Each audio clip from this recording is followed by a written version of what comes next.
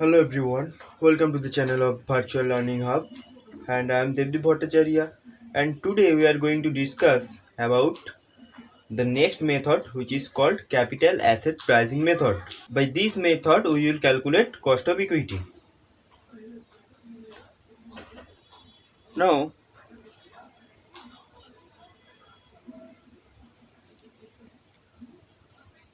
capital asset pricing,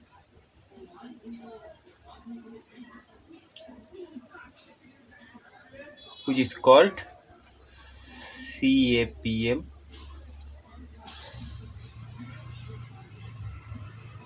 Now, what is the actual meaning of capital asset pricing model or CAPM? Now, you are a person, right? You are a person, you have some proposals. Like, you have 1 lakh, 1 lakh rupees. The question is, this 1 lakh rupees, you can invest where? You have some options, like number 1 is, you can deposit into the bank account as savings and you will get 3% interest, right? This is the first proposal.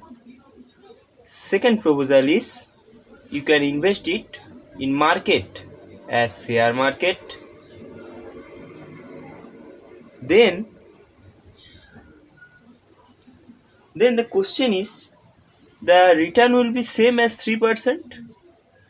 The answer is no. The return will be gain. As per in market, the risk is gaining. So is that the return is 4%? No. 5%? No. 6%? No.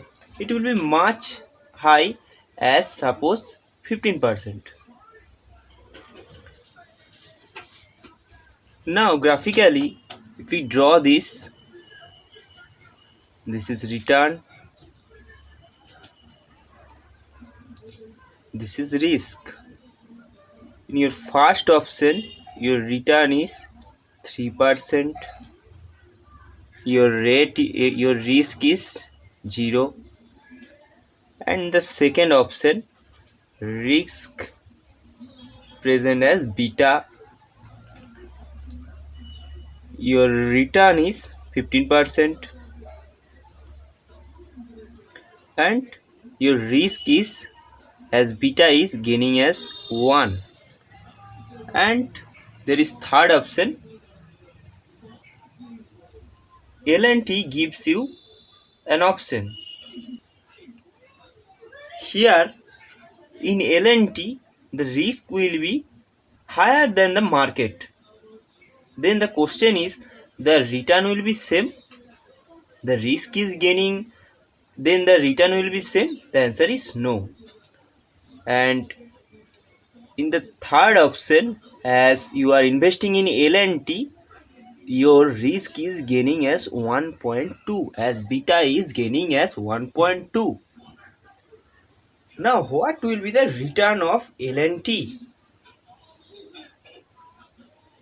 If you are depositing a bank account as savings account, you will get 3% and there is no risk. And the second, if you invest it in market, you will get 15% of return and your risk will be gain as 1, 0 to 1. And if you are investing in L&T, then your risk will be high as 1.2 minus 1, as 0.2, as 20% is the risk is increasing. Now what will be the return of L&T? Now let's understand this.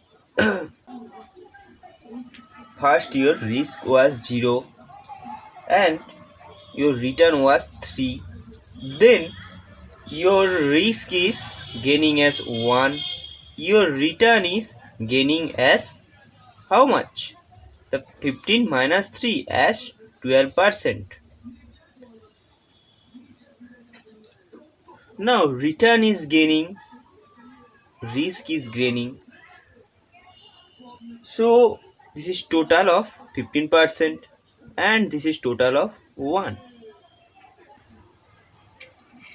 Here increasing is 3 to 12 and 0 to 1. So this is the concept. This is the basic concept of capital asset pricing model. Now the question is, what is the return for guarantee? When risk is gaining as 1, your return is gaining as 12. What if 1.2? What will be the return if beta is 1.2? Then it will be 12 into 1.2, which is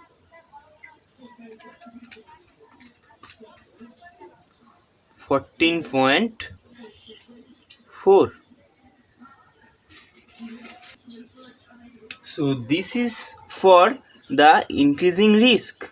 This is for the increasing risk. This is for the increasing risk. Then what will be the total risk? This is the basic. This is already present plus that one. So the L&T risk will be 3 plus 14.4, which is 17.4%. And the as per the risk is increasing, here the return was increasing as 3 plus 12, which is 15%. This is the basic. So this is for the increasing risk. Now if we make a formula, required rate of return, required rate of return, which will be risk-free rate of return as 3 plus, this is the beta as beta 1.2, and how much the return is increasing as market rate of return minus risk-free rate of return, where RM is market rate of return, which is 15%, and that one is which is risk-free rate of return, which is 3, and beta, which is 1.2. This 3 is already presenting. So this is the formula. The same will be comes out if 3 plus 12 into 1.2 as we calculate before, which is 14.4. So which is 17.4 as that one. So this is the basic concept for calculating capital asset pricing model, and in that model we can calculate in that way for required rate of return method. As risk-free rate of return which is present, there is no risk, which is 3. If you invest in bank savings account, there is no risk, so the return is quite low. And if you invest it on market, the return will be higher as 3 to 15%. So how much increasing? 15% minus 3% is 12%. And what is the risk you have to take in? That 1.2, that the risk period of return plus the increasing return subjected to the risk. This was the concept for capital asset pricing model. And in the next model, we will understand some numerical problem of capital asset pricing method.